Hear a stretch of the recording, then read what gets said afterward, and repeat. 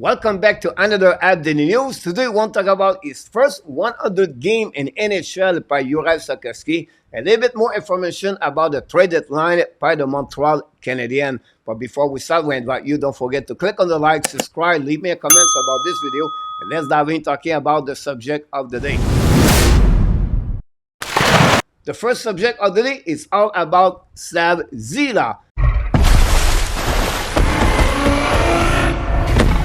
Played 100 game in NHL last weekend when he played against Tampa Bay Lightning. He reached that milestone with the Montreal Canadiens.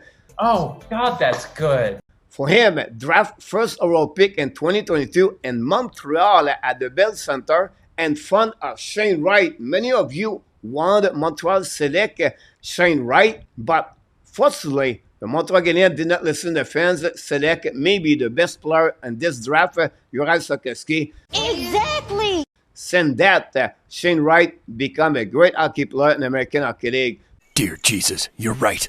But let's dive in a little bit more talking about the stat of Slafkovsky since he played with the Montreal Canadiens. First of all, game number 1 to game number 50, his average point per game is at .24. From game number 51 and to game number 100, his number increasing at .58 per game.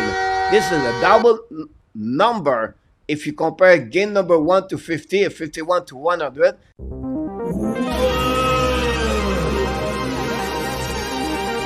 And one of the biggest reason is because Martin Saint-Louis decide to put all together Caulfield, Slafkovsky, and Suzuki. Slafkovsky reached another level of his play in NHL, and this is the reason behind why he doubled his number. Now, I want to give you a little bit more number to compare to Slafkovsky. They are 25 player draft first overall pick or second overall pick, play over 100 games before 20 years old. They are two players I want to compare their number with Slafkovsky. Both of them have a great point per game from game number 51 to game number 100. The two players I'm talking about, Tyler Seguin and Rick Nash. Two excellent players play in NHL. We know Rick Nash, what he accomplished with the Columbus Blue Jacket, and Tyler Seguin drafted by the Boston Bruins, then traded to the Dallas Stars, had a great career so far in NHL. Now, I did not say... Listen to me. Listen to me.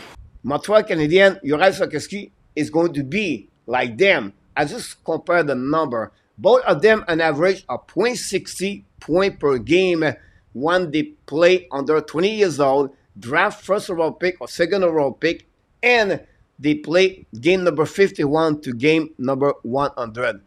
Pretty amazing when you think about this. Now I go a little bit more deeper about those requirements. I'm not going to give you all the name of the players, but here where is right now Slafkovsky, 23rd or the 25. So, oh my God, he's at the bottom. But listen, guys. That is correct. He is with players like Jordan Staal, Eric Staal, Barkov, Jack Hughes. Not a bad things to be with them with their number.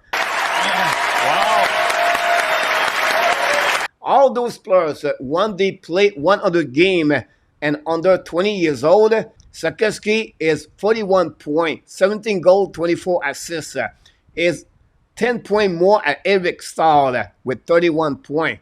Now, Jack Hughes is 1 point in front of Slafkovsky, and we have Barkov 2 points over Slafkovsky, and Slafkovsky have one more goal at Barkov. Finally, you have to go with Jordan Staal with 3 more points. And then Tyler Seguin is 6 points over Slafkovsky. My point behind That's a fact. that is, for me, Slafkovsky, he is right now on the right path to become a great hockey player in NHL. I'm not saying it's going to be a Rantanen. I'm not saying it's going to be an amazing Hall of Famer NHL. But the doubt we have during his first 50 games is starting to disappear with the performance of Slafkovsky in his last 50 games in NHL. The future is going to tell us, and I would love to hear from you guys. What do you think about Slafkovsky? so far and what do you expect Slafkovsky could become in NHL. And that give you guys the first subject of the day of this video. And let's finishing with the trade deadline for the Montreal Canadiens. Got him! The ab market trade proposal coach like to talk about.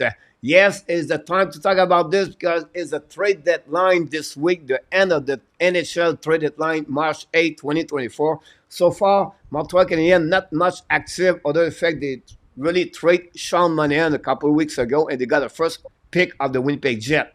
But what could happen this week? I believe Kenyon is going to be very quiet this week. Shh.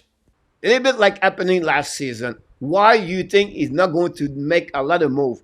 But it's easy, guys. The Montreal Canadiens players they not have big value. So true, bestie. They could trade David Savard. They could trade Jake Allen, Tanner Pearson, Josh Anderson, Jordan Harris. Some of you mentioned possible Kovacevic and Jake Evans. Maybe of you think maybe Mike Madison. At the end of the day, the value of them are not great in return, and I feel like This is not good. Kenyon is going to be very quiet this week at the trade deadline for the Montreal Canadiens. This is the reality at this moment for the Montreal Canadiens. I feel the best time for Montreal Canadiens, like they did in the last two seasons, they make a big splash trade during the offseason. Kirby Dach 2 years ago, Alex Newhook last year. Players like Joel Edmondson got traded during the offseason. Maybe some players could be that way, like Jake Allen could be traded during the offseason. But I don't see any big move by Ken Hughes during the NHL trade deadline this week. And finally, remember last year, Montreal was very quiet at the trade deadline. They only trade Dadonov for Kuryanov. They have two minor trades behind that, but that's all. So I feel like it's going to be the same way for Ken Hughes during the NHL trade deadline 2024. I would love to hear from you. Let me know, who do you think Montreal could trade during the week of the trade deadline? I will definitely respond to you in the comments below this video. Thanks for watching another Habs Daily News. Hopefully you enjoyed this episode of the Habs Daily News. But before we leave, we invite you, don't forget to click on the like, subscribe to this channel, and of course, leave me a comments about the subject of the day. And remember, you have greatness inside of you, and we wish you an amazing, great, blessed day, everybody.